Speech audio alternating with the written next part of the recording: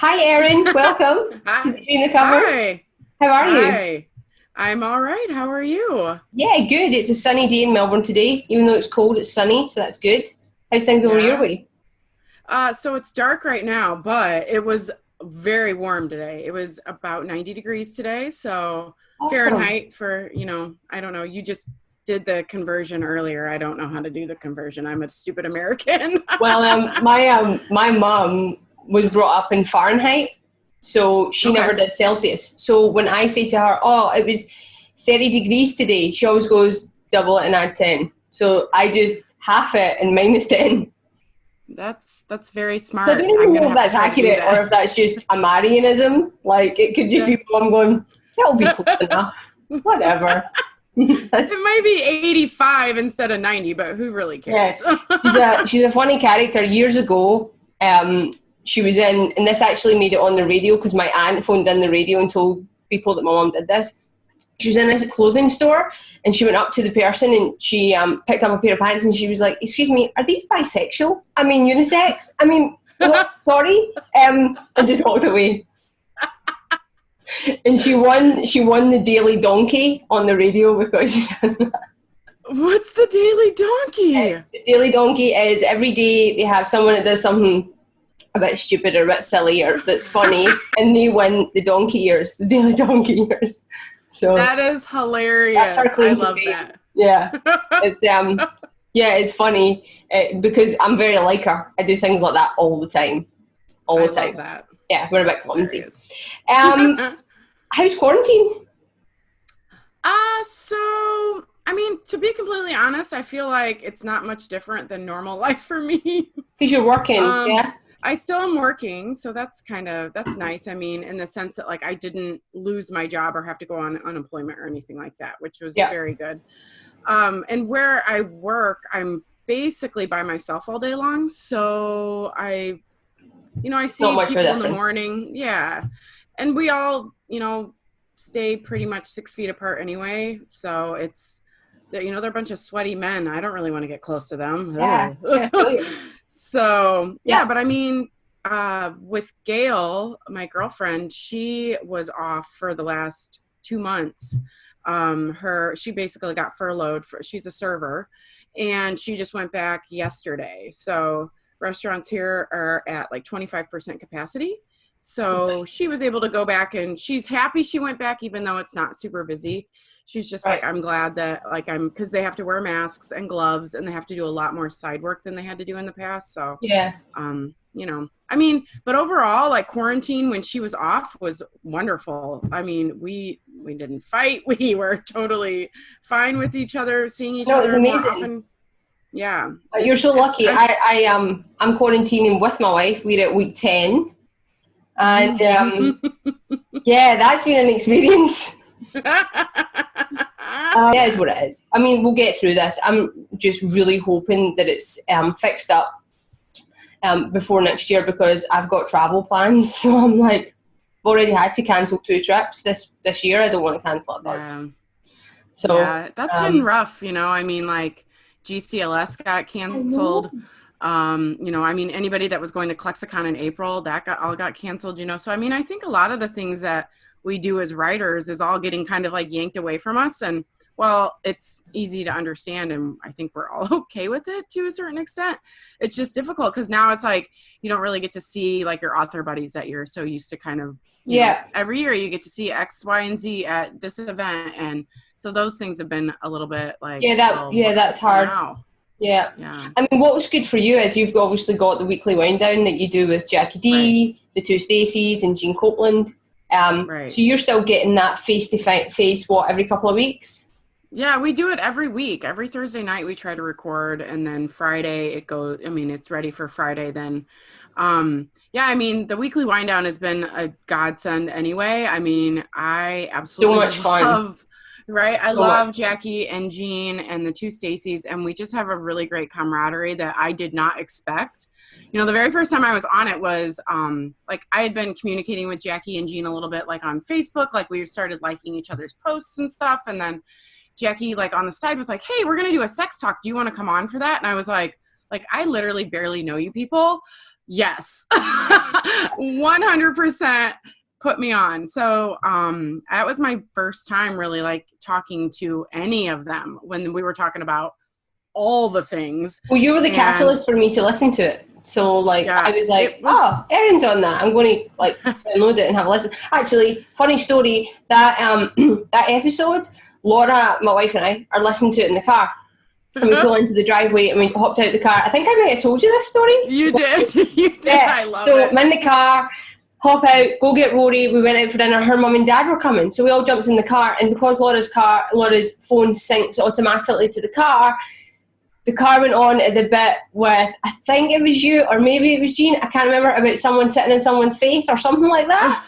And Laura just started like hitting buttons, and I'm like sitting in the back going, oh no. So I just laughed, because that's what I do when I'm nervous. I just laugh. Like I just couldn't stop laughing.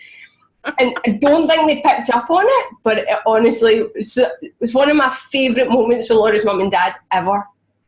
That's so good. I love that. I love that more than anything. That's like one of my favorite stories. And now we actually, when we get in the car, Laura, I'll notice sometimes, it depends what she's been listening to before, but she automatically turns the volume down a little bit. Okay. Girl. Lesson learned. But you should listen to the weekly wind down. It normally gets published the week after these lovely ladies film it, but it's good fun and it's a bit different. It's not like everything else. And they talk about wine, books, sex, what's happening, TV, you name it. You should download it. It's awesome. Yeah. Okay, so we're going to talk about your books because we probably need to get there. Sure. Tell me about your first book. Tell me about Falling Into You. How, where, why, how did it happen?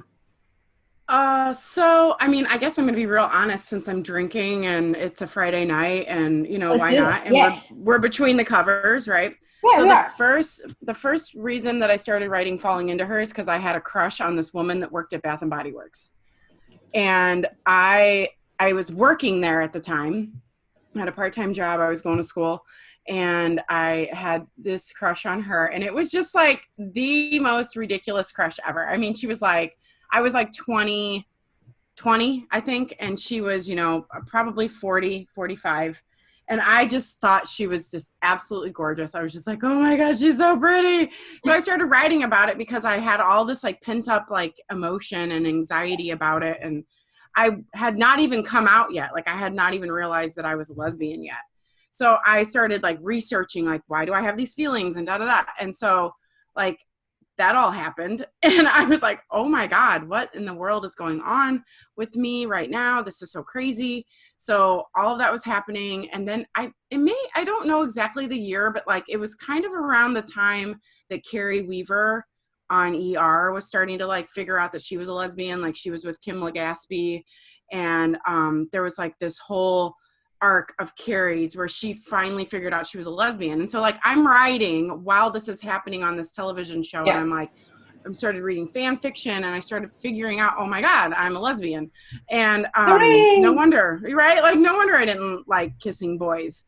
But yeah, like I was so into like just figuring out how this particular character in this book that I was writing, or the story, it wasn't a book at the time, where it could go and why it was going to go this way. Yeah. So, I mean, I started that forever ago, right? And like it just recently got published, you know, in the last couple of years. So it took me a very long time to finish it. It went through numerous rewrites. I mean, I would say maybe a couple months before I sent it in to get published, it like was finally finished. Like, this is it. I got to just stop, you know? But yeah, it was like, so it was just a way for me to kind of work out these feelings that I was having that I didn't understand at the time. And, you know, like that just led into a lot of shit, you know, like fanfic and all these different lesbian characters and, you know, who's going to sleep with who and why do you want them to, and yada, yada, yada, yada, yada. But yeah, Falling Into Her was like the catalyst for me kind of figuring out who I was as a person. Really. Yeah.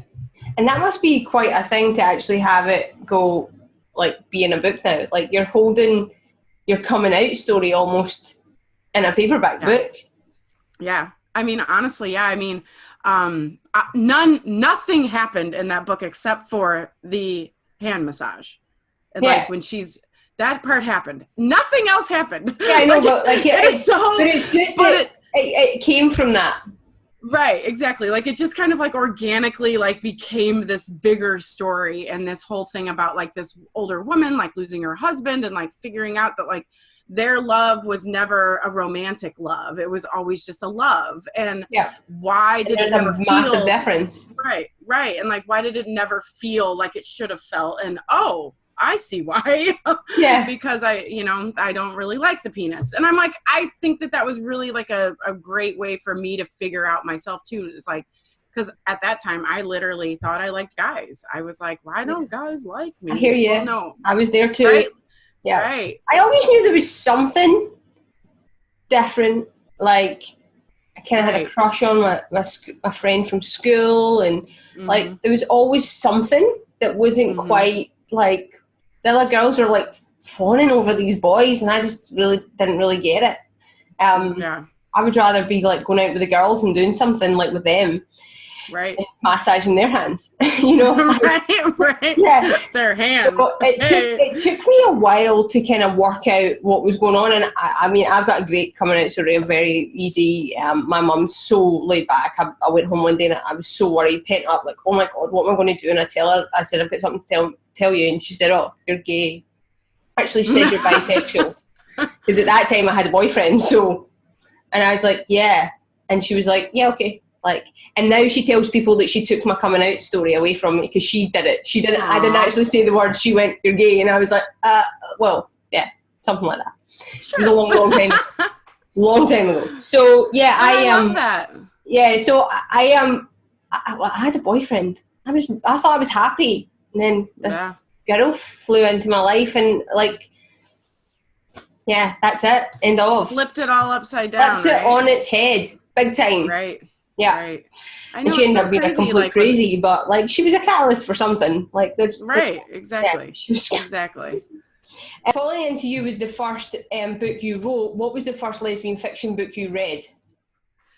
So I would say the first lesbian or lesfic book that I read was when I was in high school, and I actually read Annie on My Mind, but I had no idea then. Right? Like I was like, yeah, this is a cute story. Like I really like it. Wow, that's so cute.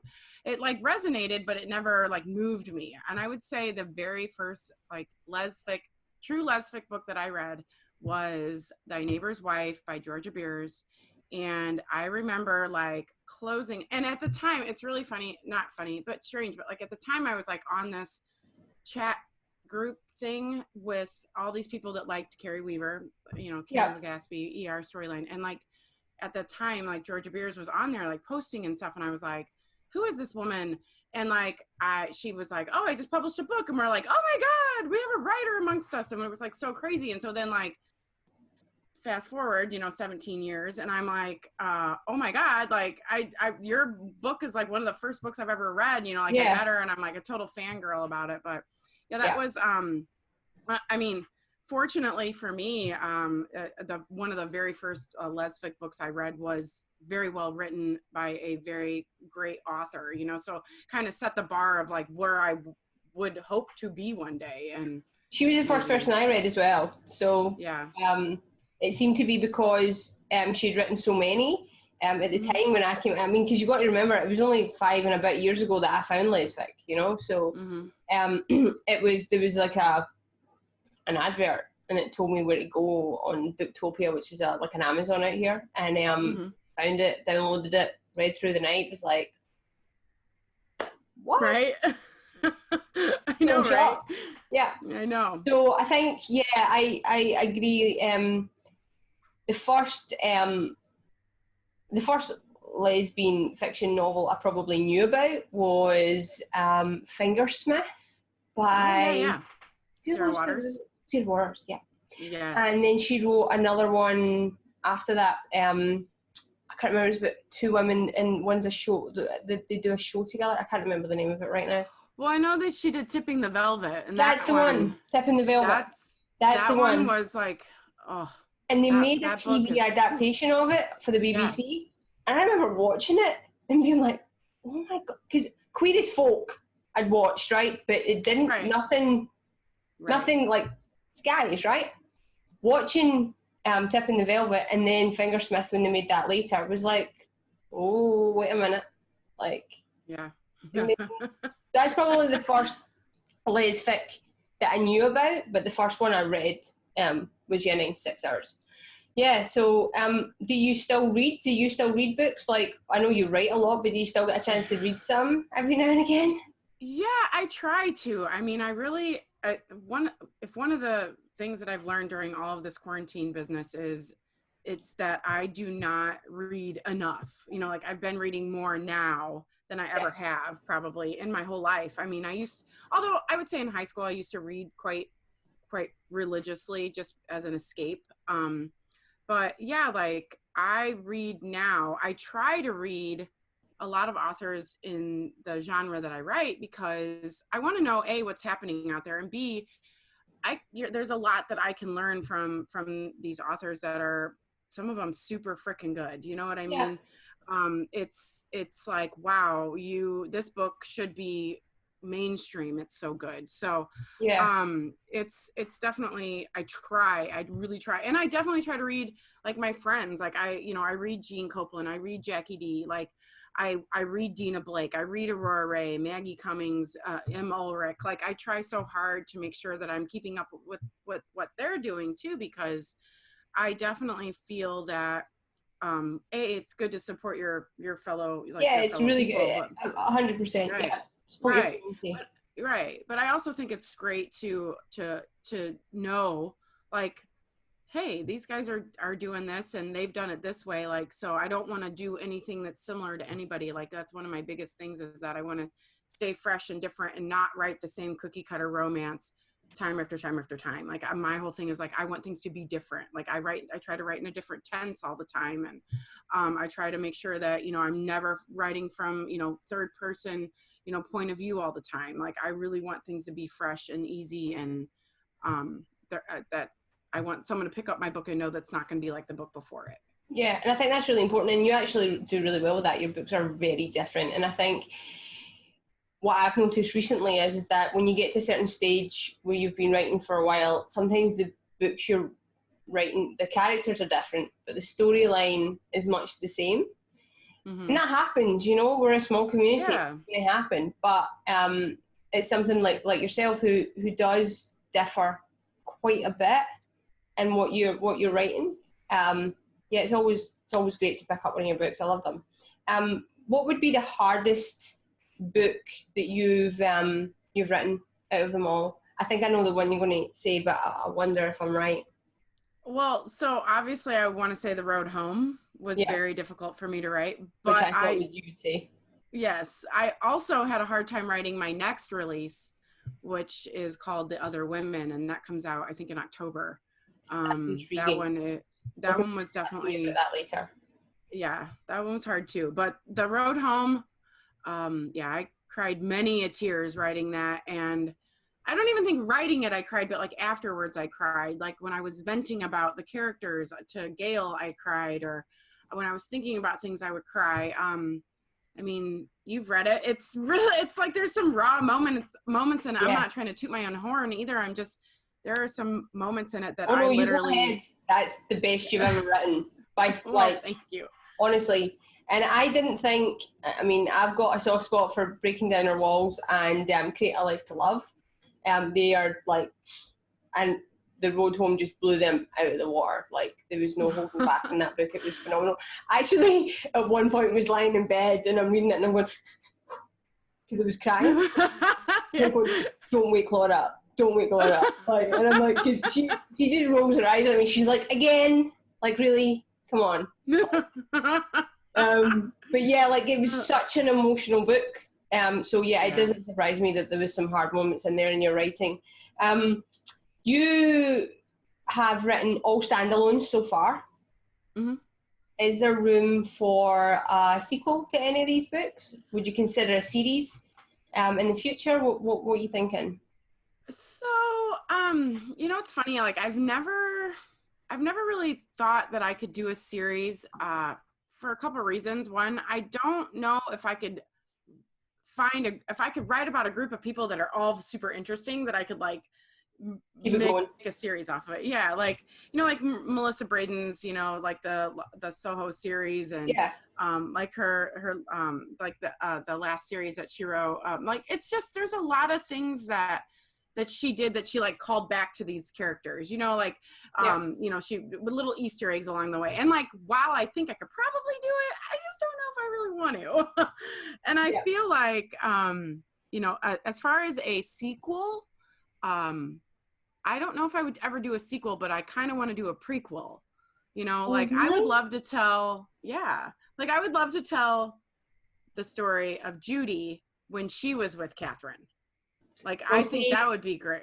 See, I was actually going to bring this up, because I was going to say, where's Judy's happy ever? I know she was a bitch, right? Yeah.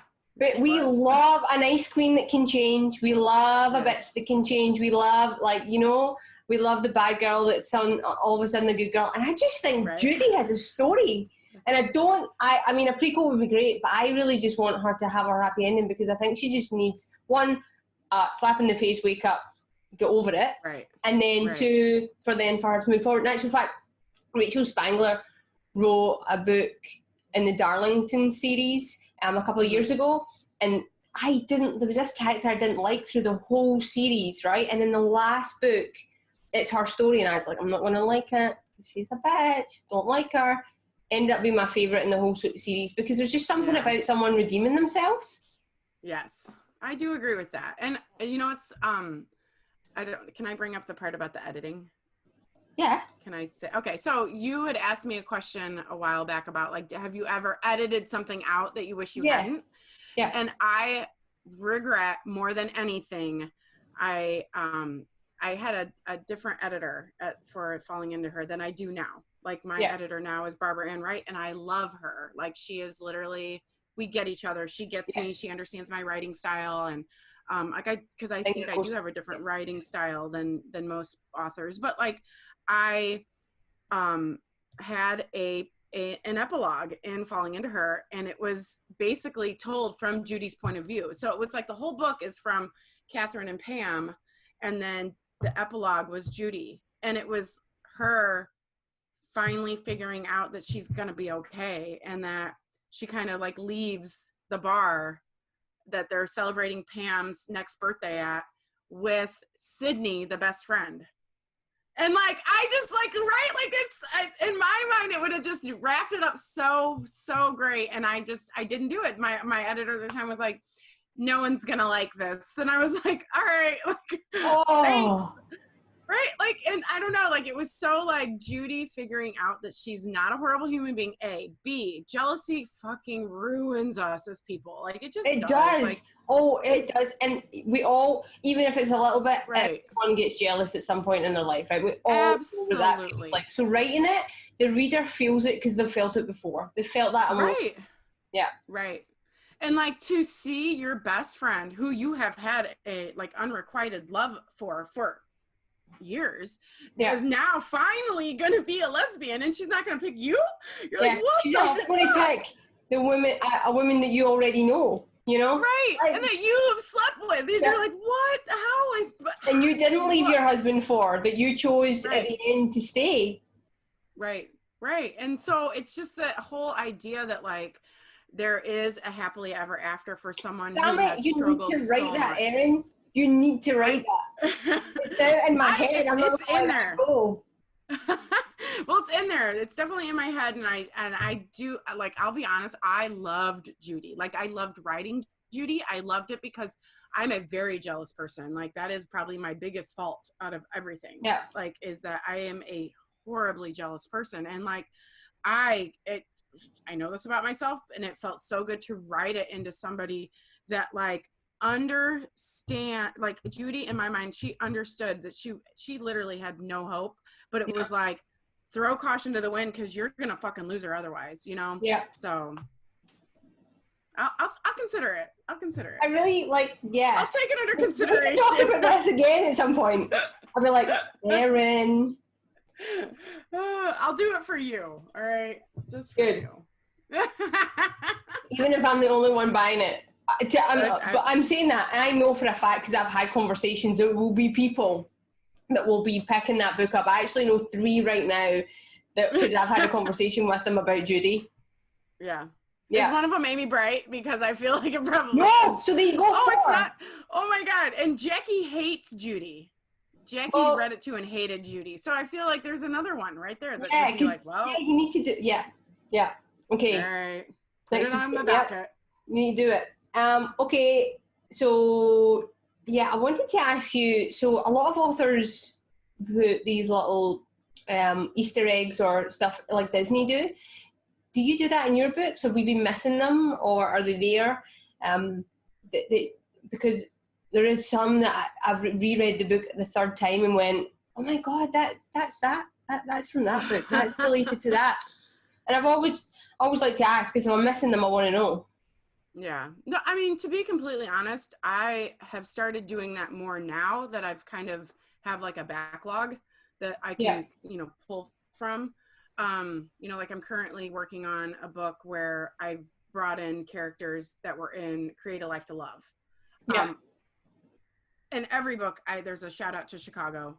In every book, there's typically a shout out to like Chicago pizza. You know what I mean? Like I try to bring that stuff in because I think it's important. It's part of my heritage and who I am as a person, is a Chicago lover at heart. But like I want to do that more and more. And I feel like a lot of times our secondary characters don't get enough love. And I put a lot of thought and effort into my secondary characters. So the idea that they could live on in another book is kind of exciting. So I am doing that more now. Yeah. And when you look at your books, I mean, you've wrote what, 5 books now? We're on our 5th? Yeah. Well, yeah. Basically, yeah. Yeah. So 5 books, if they're all laid out on the table right now, and you had to say this one is the best that I've ever written, my favourite, what one would it be? The Road Home. Yeah. Although I really loved Breaking Down Our Walls, because that was, I mean, I'm going to be honest, that started out as a fan fiction, Swan Queen from Once Upon a Time. And I never finished it because I started working on edits and stuff for Falling Into Her. So I kind of just let it die. And then I kept getting message after message after message after message on Archive of Our Own that said like, are you ever going to finish this? And I'm like, I guess I could. So I sent off a proposal and I got accepted and contracted. So I was like, okay, the hardest to write in the sense that like every time I switched characters, I had to like switch it in my head. Every time I wrote from a different point of view, like, so like I went from writing like an essentially a straight woman who is, basically a battered wife, to a lesbian that's just completely sure of herself and has no qualms about letting people know. And then a teenager that is just scared and nervous and doesn't know who she is really as a person. And those were all just such different characters. And then to like switch your gears between them, that was the most, like stretched my writer brain the most. But The Road Home is, I love how it turned out. I love how The Road Home turned out. So the end of that book, I've read I've read the book a couple of times, right? Because I got it ages ago, and then I read it again to review it. And then the other night, I'd finished the book, and it just wasn't my favourite book on the planet. So I was like, I just need something to lift my spirits a wee bit. So I grabbed The Road Home, and I just read the epilogue. And the epilogue's so different. And I'm not going to tell anybody why it's different, because you have to read it to find out, because it's really, really good. But why did you do that? Why did you do something so different? Why, don't tell anybody what it is, but you wrote it very different, so when they read it, they'll know why. So I this is going to sound really like I'm sucking up to you, and I'm not. I mean, we're obviously friendly and friends outside of here, right? The first time I meet you in person, I'm going to hug the crap out of you. Oh yeah.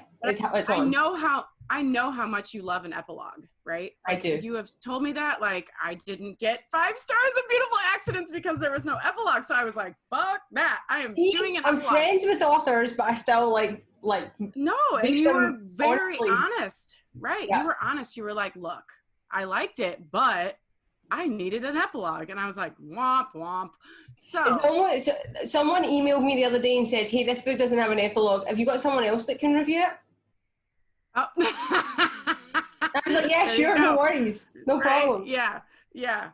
So I have like mixed feelings about epilogues. Like sometimes I think they're really necessary, and other times I like the idea of just being able to go with the flow. Like the book ends and you need to kind of understand what happens in your own mind. Like you get to, build your own, build your own story, if you want to say that way. But like, when I did this epilogue, I thought to myself, this book has been a roller coaster of emotions. A. B, I need to make, I need to show Gwendolyn in a light that shows that she's healed from a lot of damage. A lot of damage. I'm not just talking, I'm talking like childhood damage. I'm talking parental damage by both. That lasted parents. Years. We're not talking like right. Coming out damage that maybe got rectified when you're past being a teenager. We're talking like this is lifelong hurt. Right. Like she suffers a lot from like not thinking she's good enough. And I felt like it was important to do an epilogue for this particular story, to make you happy, but also because I wanted the reader to see that she survived this. And even though it was maybe the hardest time in her life, she came out of it a little bit stronger on the other side. Yeah. And I thought the only way to do it was through the way that I did it. Like I've gotten mixed reviews on it. Like people are like, this was out of left field. And I'm like, but it's really not, because like, it literally that part of the story was literally from my mom. Like that was exactly what happened with my mom. And I just I found out about something when she was, like after she was already gone, I found out about it. And so, it's not out of left field. It's literally true. Like rectified Gwendolyn's mum a little bit as well, because although throughout the story she is redeemable, right? She's right, and at her core she's a good person. She was just hit with something she wasn't going to be able to deal with, right? Mm-hmm. And she tried to fix it, and she did. Mm-hmm. So she's redeemable, but you never at any point made her 100% kind of like a different person, almost like the person she should have been in the beginning, because it wouldn't have been real, right? It wouldn't have been, because you don't change that. You can change how you feel about things, right? People do change, right? But you can't change your personality that much. Right. So by the end, we do love her, but we don't, we're still not 100% connected to her. And I felt that epilogue really connected all the dots. It was like the big bow at the end, the one that pulled it all together. I felt differently about Gwendolyn's mum. I felt differently about her dad. I felt differently about her and her relationship. Like it was all, like it all just kind of went, because if the book had ended when it ended, I'd have been like, oh, like, is she going to be okay? Right. Is life going to be okay? Right. But that just made it better. That just, it was almost like the massive tick at the end. It was very, very innovative thinking to do it that way. Well, and I think too, like when you read it, like you get to the end and you see this thing that happens, and so it's like kind of indicative of the same kind of pattern that the mom, that Carol did follow, like these things that happen in her life. So it's like kind of the same thing, like this. When people read it, they're gonna be like, oh, okay, I understand what they're talking about. It's like read it. It's really, and if you have read it, you know what we're talking about. We're talking about something that is really emotionally charging. The whole story is emotionally, right up until the word, like the last chapter. So that epilogue it almost soothes the reader to know that everything's going to be okay. Puts a blanket on them. That's a big hug at the end. Big hug. Just reading the amounts of questions that we're not getting to, because the two of us could talk forever. I know, forever, right? So going back to the road home a little bit, you mentioned there how personal this story was to you. Can you maybe tell us a bit about the road home if someone hasn't read it and why it's so special to you? So the Road Home is about an actress, but just any random person that has left home and decided to stay gone for X amount of years because her parents, her parent in particular, her mom, didn't accept her when she came out of the closet. And she kind of was forced out of the closet in a very like, jarring way. So, I mean, yeah, so it never sat well with her mom, and her mom was a very affluent member of the community. I mean, she was a volleyball coach, and she was a state volleyball, they won state numerous times as volleyball program. So she was like she was the shit basically of the town, and a teacher, if you don't want to be looked at, and this is such a small town, like I know that there are a lot of people that don't want to be looked at differently because of any ties that they may have to the gay community. And when it's your daughter, it just like is like jarring. So I felt like Carol's reaction to it was very personal too, because when I came out, my mom was very much like, nope, you're not, no, mm-mm. And she was very you're going it's so common for that to be the case. Yeah. And I was just like, okay.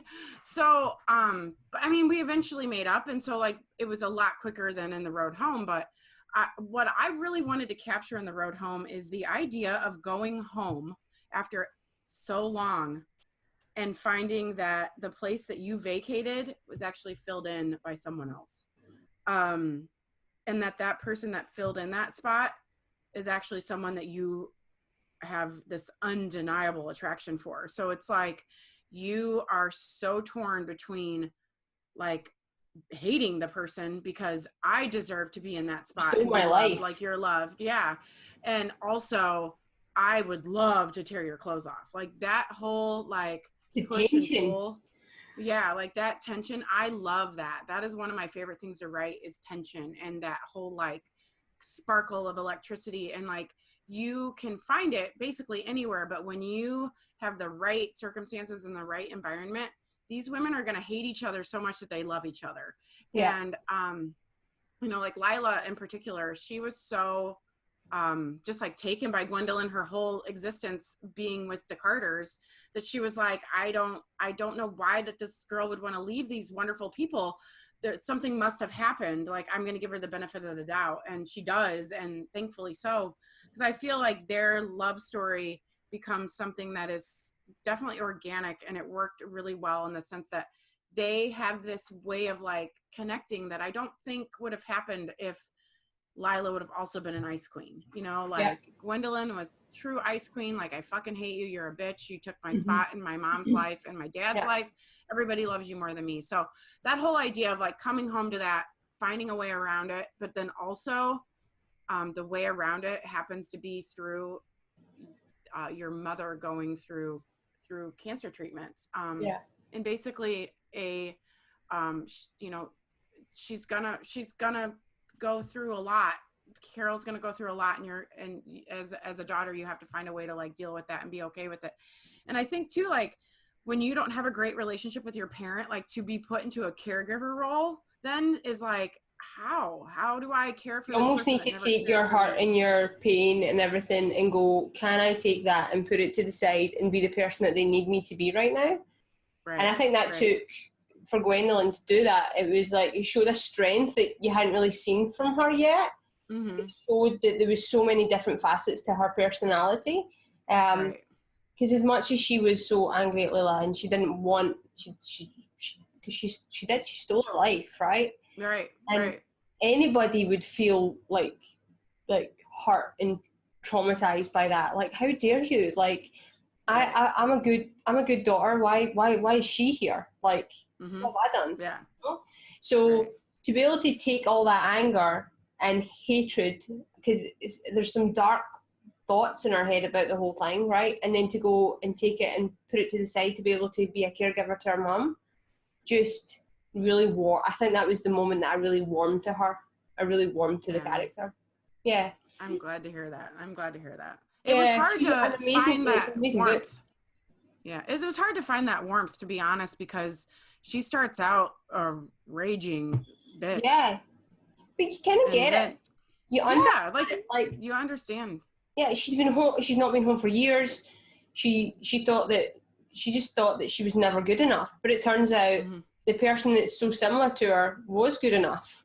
Like this other person is not any better than her. So like, why did she get all the love and affection that she deserved? I mean, read the book. It's yes, so please good. read the book. Oh, honestly, best so far. By like, thank you. Because Create a Life to Love, I love that there's 3 stories in that book, right? It's not just about Stevie, and it's just not about Susan and Stevie getting together, right? There's Beth as well, a teenager, and I love that book. And then I also, because I do love fanfic, I loved Breaking Down Her Walls as well. They were my 2 favourites, right? Loved them. Yeah. Go home, just... I love it. I love that you love them. It makes me so happy. Yeah.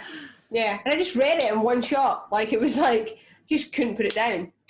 Poor Abby Weinbach book that I've been reading keeps getting put to the side every time there's a bloody good book. So I need to finish our book today. I've given myself today to finish it. So 6 books. Tell us about The Other Women. It's coming out, is it next year or the end of this year? End of this year, October. Yeah, October. I think it's October. It was September. I think maybe now it's October. I don't know for sure. But so that book is basically what would happen if you were kind of having an affair with a woman and then she left you, and then you go and you find out that she, in the process of leaving you, she was seeing someone else, and you don't really, you're just infuriated by it. And then you meet this woman while you're at this trip, and you're like, oh my God, like this woman blows me away, and I just need to forget about this heartache for a minute.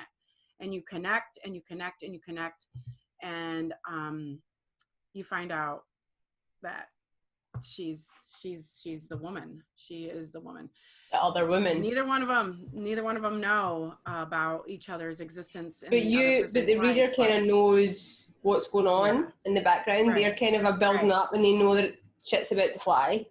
Right. Like, you know, as the reader, eventually they're going to find out, but it's who's going to be more hurt by the news, you know? Because you think that, you know, one would be more hurt than the other. And then I think I did like a good switch there, because I think the one that should not have been hurt is the one that's hurt. And it sounds like just such a good story. October's a while though. Yeah, I know. I'm sorry. So I heard a little story that you've got something else coming out before then. I do. So our good friend Amanda. Yes, with A.E. Radley and Emma Sterner Radley, Aurora Ray, Claire Stevenson, Hayden Stevenson. Hayden Stevenson, and T.B. Markinson. Yeah. Yes, and a couple of other. Oh, Lise Gold. Oh. Yeah, and Emma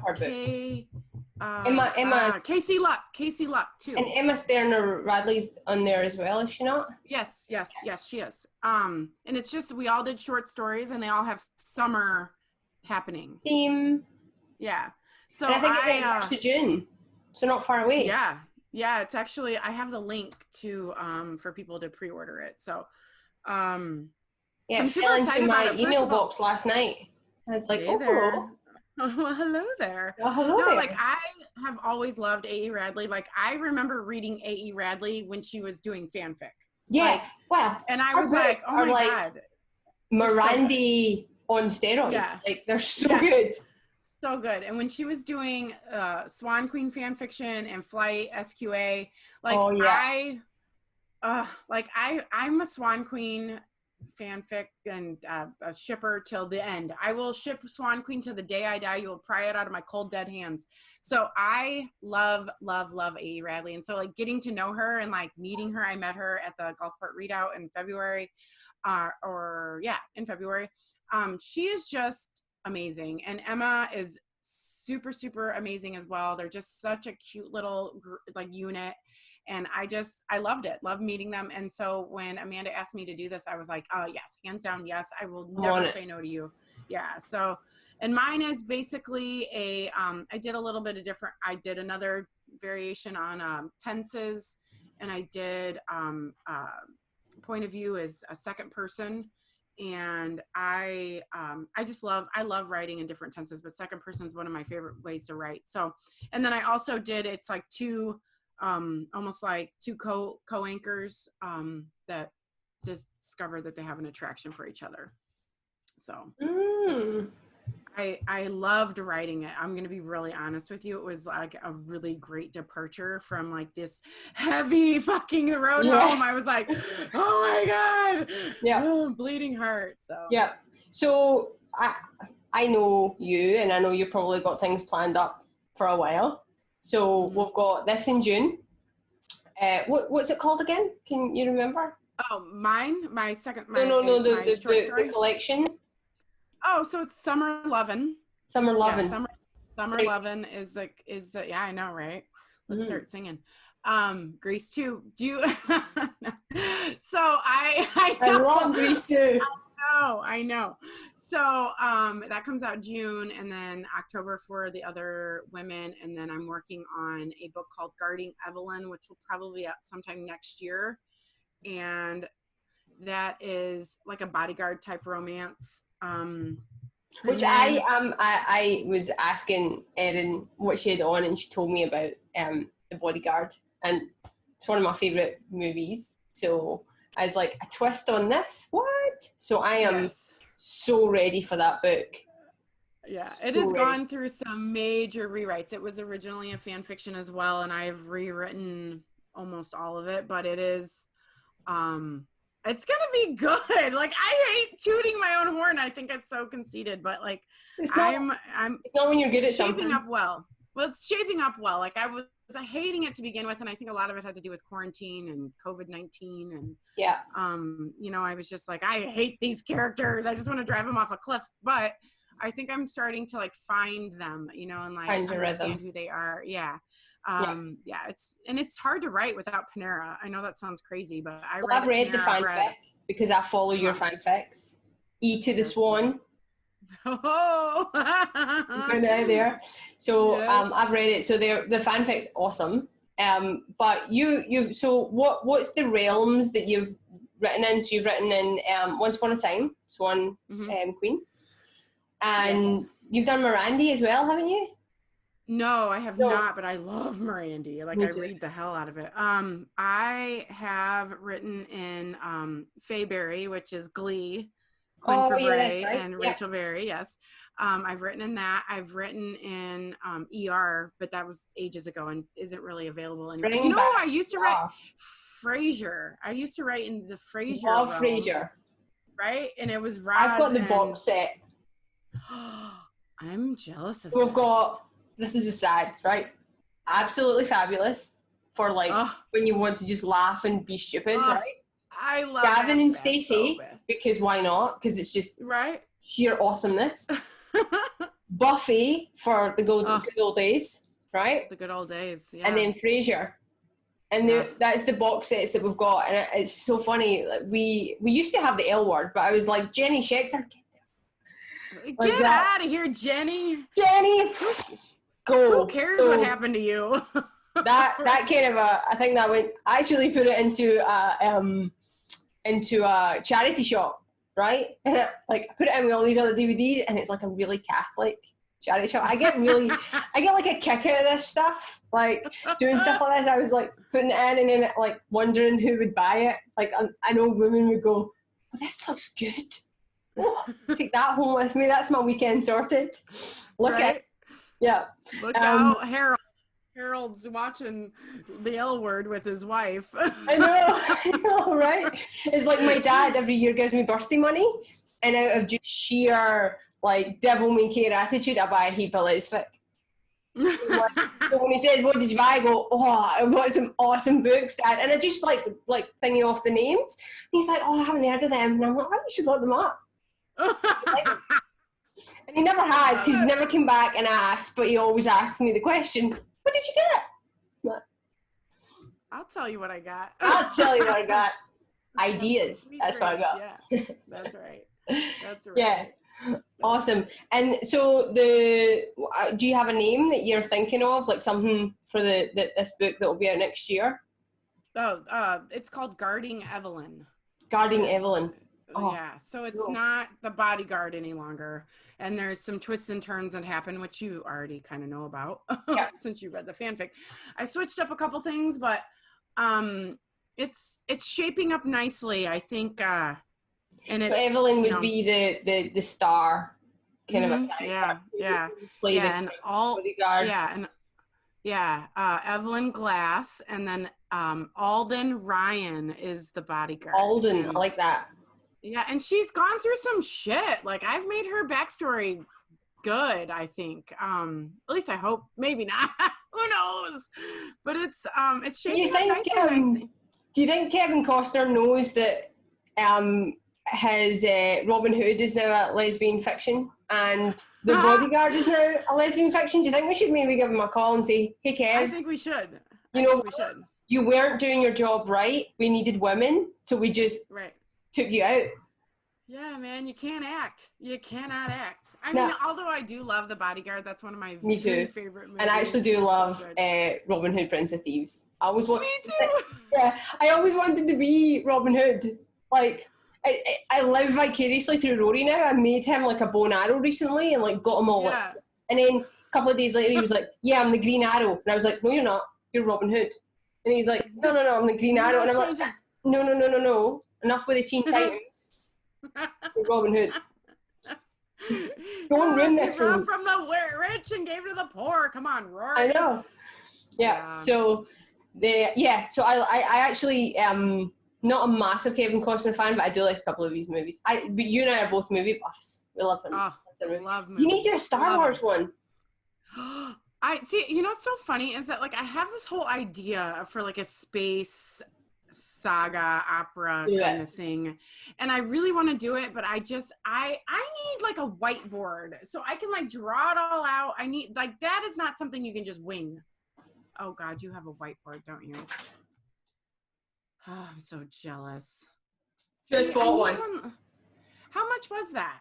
Look at the size of it. Look at this. Oh my God, it's giant. Yeah, because I need a whiteboard because like there's just too much shit going on. I need to write stuff down. I seriously have. I gotta show you this. I have like this. Can you see that yellow line of paper? Yeah, that's my big giant Post-its that I've written out the Bodyguard. Yeah, I'm the same. This is what I have. I have this on my desk. Just make sure it's blank. So this is how I live my life. It's just not big enough. Yeah. It's just, I want something where I can just like scribble and then like, if I need to erase, I can, instead of like, racing with, I need it. And I'm going to I wrote a short story for Robin Nix's anthology last year, right? Yes. It was really fun to do. But I have to mind map everything, right? Mm-hmm. So I have like the name of the story in the middle and then like characters. Right, and then I go off on a tangent with the characters, and then I've got on the other side I've got like bit of plot, the things I need, the main areas of the plot that I need to do, and things like that. Right, that's a short story, right? 4,000 words. How do you do? What is it? 60,000+ words? Oh my God, I do. What? 85,000. Yeah, I don't know. Like. I have a lot of notebooks. Like this notebook is this is a newer notebook and it has a lot of like, like it starts and then it just goes on from there. I'm like, I don't know what to do with all of these notes. I'm like, I have a little notebook, right? And every time I get an idea for a story, I go, oh, that's really good.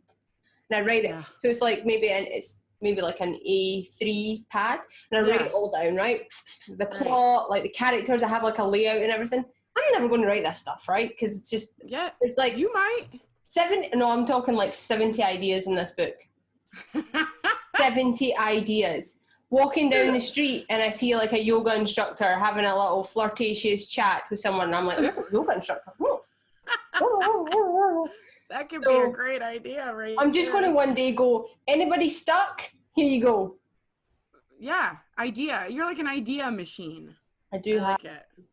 A lot. You know what? You do, and you've helped me out of a couple sticky binds before. So. The thing is, right, I just need people to help me put things into fruition. I have all these ideas, but it's actually making them happen is my thing. We're going off on a tangent. Let's get back to your books. Let's not talk about ideas. No, why not? I love it. It's funny, I started this conversation with Erin going, we should probably keep it to like 30 to 45 minutes now. We've been on for about, over an hour now? Has it been an hour? I was just going to say, how long has it been? Yeah, because we were, and it's like, we're never going to keep it to that little. Never. No. People have probably, you can't shut me up. Yeah, well, people have probably watched, and finished watching 30 minutes ago, and we're just still talking. We are. Yeah. You know, it's so funny. You know that SNL skit where Kristen Wiig is like, "Don't make me sing." Yeah. And then she gets up and sings like, "That's me. Don't make me talk about my books." You know, I hate talking about myself, but I love it. I love it. I'm going to tell you that I hate it, but I'm going to talk about it. Yeah. All day long or all night. Apparently. All night. Yeah. So we'll probably round up here. And then we'll stop the recording, and Erin and I'll probably keep talking for a while, but we'll say goodbye to you guys. Thank you so much for coming on, Erin. Of course. You know I love you. I think everything you're doing is awesome, and you just need to keep doing it more is all I have. Well, thank you so much. Like, seriously, I love writing, and I love that it's being received at all, even if it's not well all the time, but thank you for having me on. Literally, this has been such a great way to end a Friday. Like, I'm so happy right now. So much fun. So much fun. Yeah. Okay. Thank you so much. Bye, guys. Bye. See ya.